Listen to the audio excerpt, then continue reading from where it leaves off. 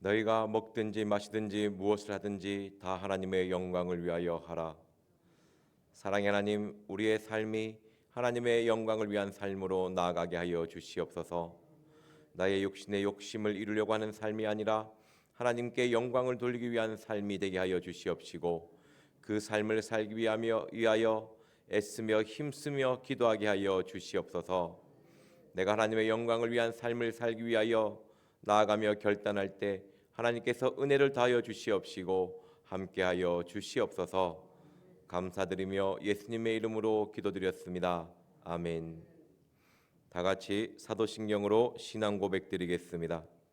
전능하사 천지를 만드신 하나님 아버지를 내가 믿사오며 그 외아들 우리 주 예수 그리스도를 믿사오니 이는 성령으로 잉태하사 동정녀 마리아에게 나시고 본디오 빌라도에게 고난을 받으사 십자가에 못 박혀 죽으시고 장사한 지 사흘 만에 죽은 자 가운데서 다시 살아나시며 하늘에 오르사 전능하신 하나님 우편에 앉아 계시다가 저리로서 산자와 죽은 자를 심판하러 오시리라.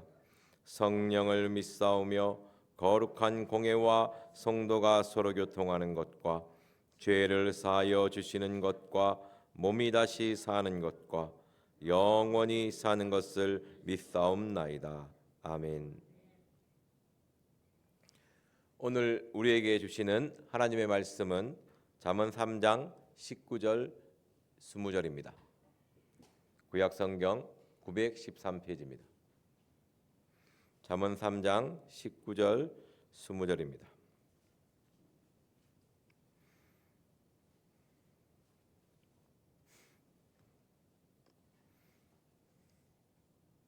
다 같이 한 목소리로 읽겠습니다. 시작. 여호와께서는 지혜로 땅을 세우셨으며 명철로 하늘을 굳게 펴셨고 그 지식으로 해양이 갈라지게 하셨으며 공중에서 이슬이 내리게 하셨느니라. 아멘.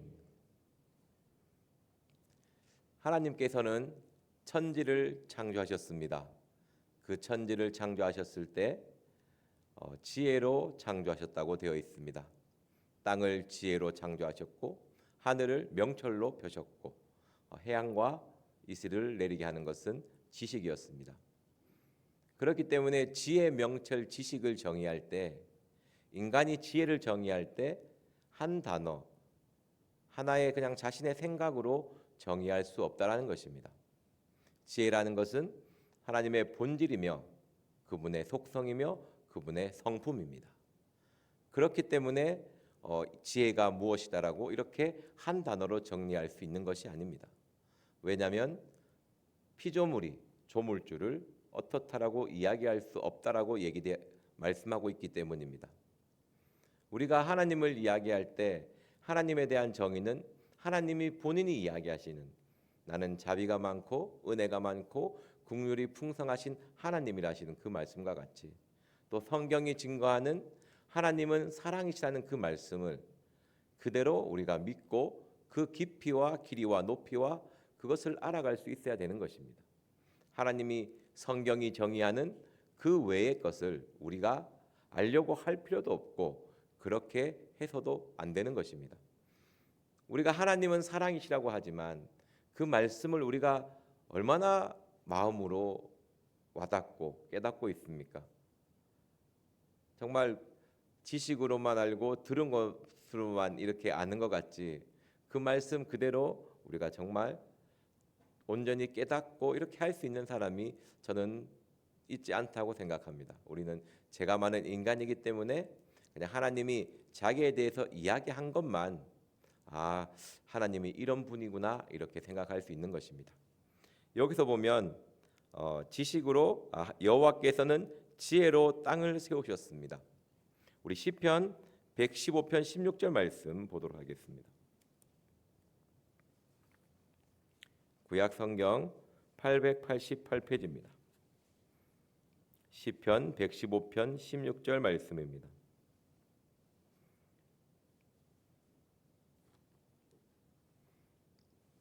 다 같이 한 목소리로 읽어보겠습니다.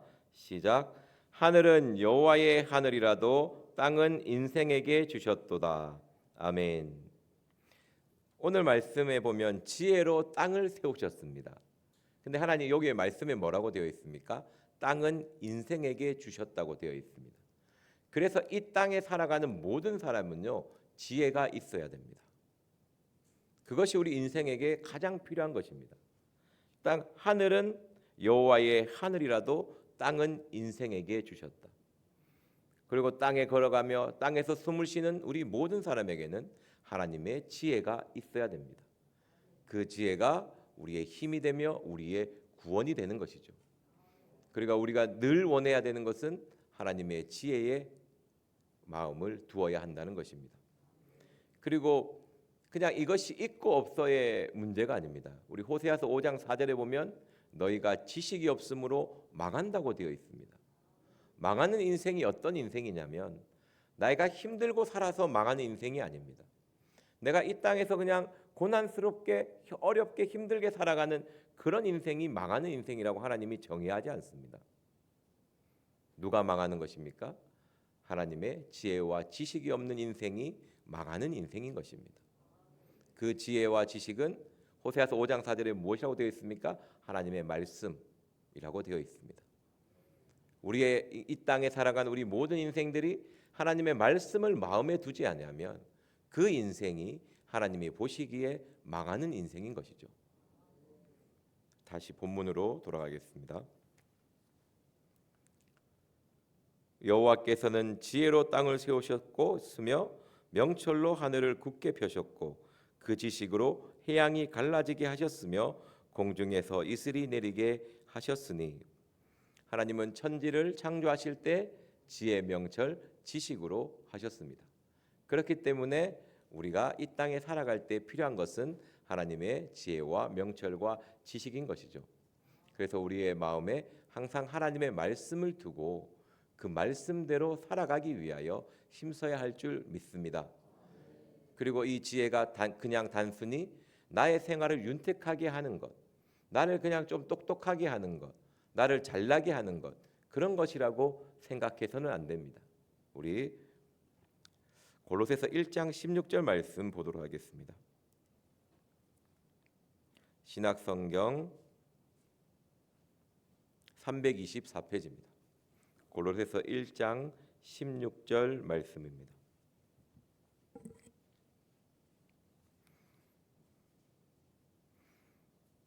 골로새서 1장 16절 말씀입니다. 같이 읽어보겠습니다. 시작. 만물이 그에게 창조되되 하늘과 땅에서 보이는 것들과 보이지 않는 것들과 혹은 보좌들이나 주관들이나 정사들이나 권세들이나 만물이 다 그로 말미암고 그를 위하여 창조되었고 아멘. 나를 위하여 지혜가 있는 것이라고 생각할 수 있지만 그보다 먼저 내가 주를 위하여 있는 것입니다. 내가 누구를 위하여 창조되었다라는 것을 알고 계셔야 돼요. 이 16절 마지막 말씀에 만물이 다 그로 말미암고 그를 위하여 창조되었습니다. 우리의 창조의 목적은 하나님의 영광을 위하여, 하나님을 위하여 창조된 것이지 나를 위하여 하나님이 있다고 생각하면 안 됩니다. 그게 먼저 되면 안 돼요. 나를 위한 하나님, 나를 위한 지혜 지식, 나의 삶을 윤택하는 그것보다 먼저 돼야 될 것이 우리의 마음에는 하나님을 위한 나입니다. 나의 생각, 나의 삶, 나의 모든 것 하나님을 위하여라는 것이죠. 그것을 알아가는 것이 지혜가 있다라는 것입니다. 내가 누구를 위하여 살아가야 된다는 것, 이 천지를 창조하신 그 하나님 앞에 정말 하나님을 위하여 살아가는 삶을 살아가는 것이 지혜와 명철과 지식이 있는 삶이라는 것입니다. 성도님은 누구를 위하여 살고 있습니까? 나를 위하여 지혜를 요구하십니까? 나를 위하여 명철을 요구하십니까? 나를 위하여 지식을 요구하십니까? 그것은 하나님 앞에 맞지 않다라는 것입니다. 하나님의 영광을 위하여 무언가를 요구하십시오. 그때 하나님은 우리에게 주십니다. 왜? 땅은 인생에게 주셨기 때문에, 하나님이 지혜를 인생에게 주셨기 때문에 하나님은 우리의 기도와 요구에 응답하여 주시는 것입니다. 그리고 우리가 천지를 창조하신 우리가 하나님을 위하여 창조된다는 것을 믿었을 때에 우리가 사람들의 다양성을 인정할 수 있습니다. 하나님은 이 세상을 창조하시고 지혜와 명철과 지식으로 창조되었다고 되어 있습니다. 그리고 우리가 하나님의 존재에 대해서 다 알 수가 없습니다. 그래서 내가 섬기는 하나님의 방식이 다르고 다른 사람이 섬기는 하나님의 방식이 다릅니다. 단 그것이 성경에서 벗어날 수는 없는 것이죠. 나와 다르다고 그 사람이 잘못됐다라고 생각하셔서는 안 됩니다. 그 말을 한다는 것은요, 내가 하나님에 대한 그 존재에 대한 것을 다 이해했다라는 것이죠. 우리는 피조물은 그럴 수 없습니다. 그래서 그 사람의 다양성을 존중하고 인정할 수 있어야 된다는 것이죠. 이게 지혜로운 사람입니다. 우리가 하나님을 얼마나 안다고, 하나님이 나에게 요구한 것을 얼마나 안다고 그 사람을 정죄하고 판단할 수 있겠습니까? 지혜를 가진다는 것은, 겸손하다는 것은 저 사람의 삶의 모습도 인정해주고 또 내가 하나님의 말씀 앞에 바르게 살아가면 되는 것입니다. 우리가 자꾸 내가 지혜롭다, 내가 지식이 있다, 내가 무언가 한다고 했을 때 그 사람을 비방하기가 쉽고 그 사람을 판단하기가 쉽다라는 것입니다. 우리가 하나님이 지혜로 이 세상을 창조했다는 것을 믿는다면, 그것에 아멘한다면 그 사람의 모습을 보고 정죄와 판단하는 것이 아니라 먼저 이해하고 사랑으로 다가갈 수 있어야 된다는 것입니다. 우리 마가복음 4장 39절 말씀 보도록 하겠습니다. 우리 마가복음 4장 39절 말씀입니다.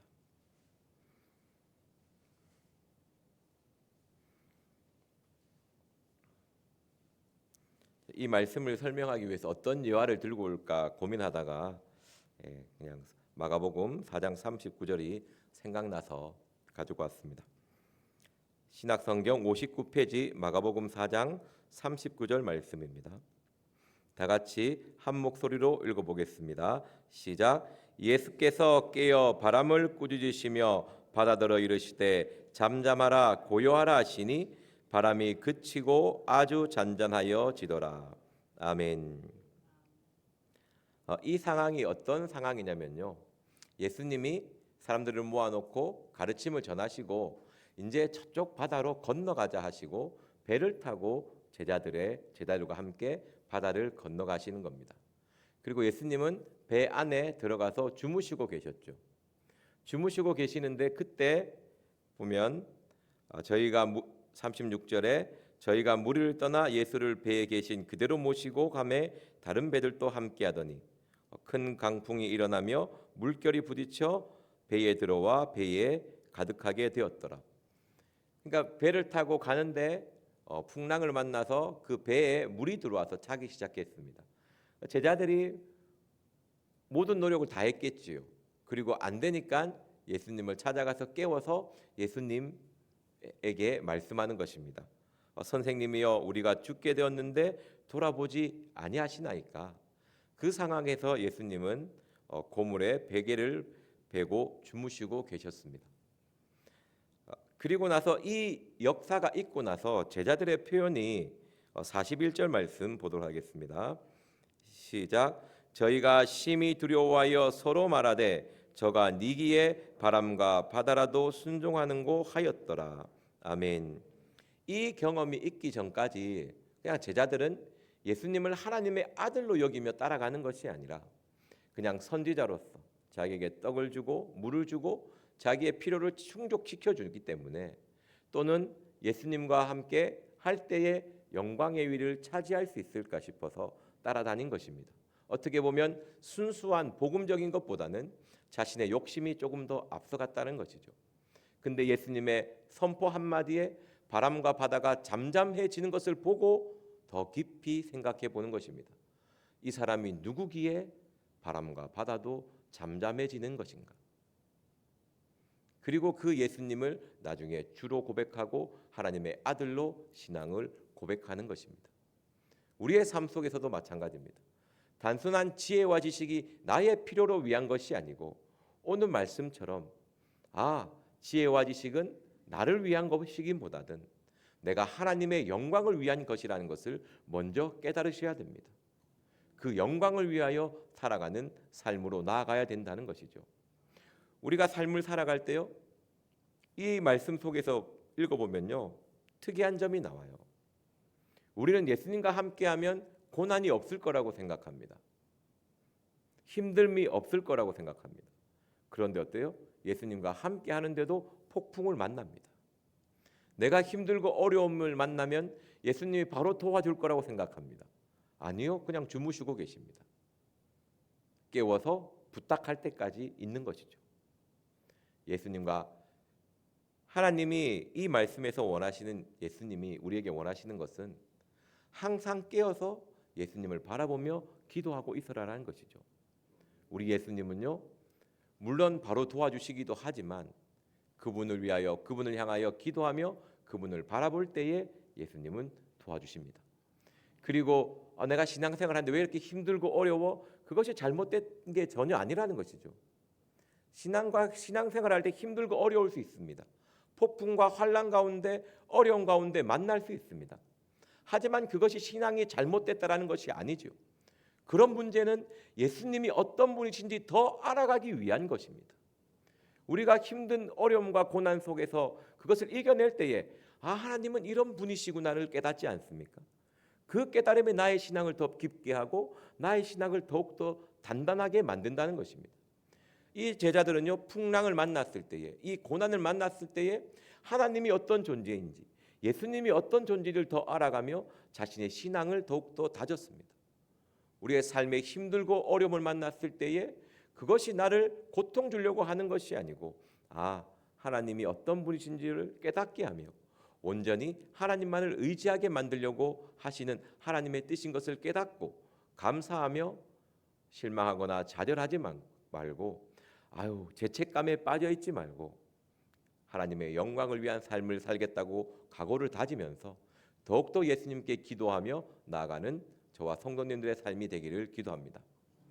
우리는 말은 쉽지만 풍랑과 힘들고 어려움을 만났을 때는 좌절하기 쉬운 것이 인생이고 정말 포기하고 원망하고 투덜거리기 쉬운 것이 인생입니다.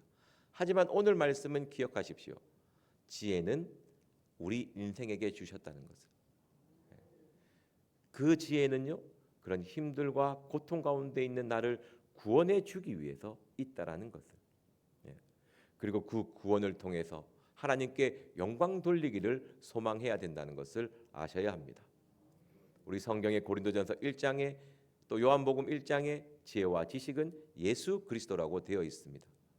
우리의 구원의 소망이시요 힘이십니다.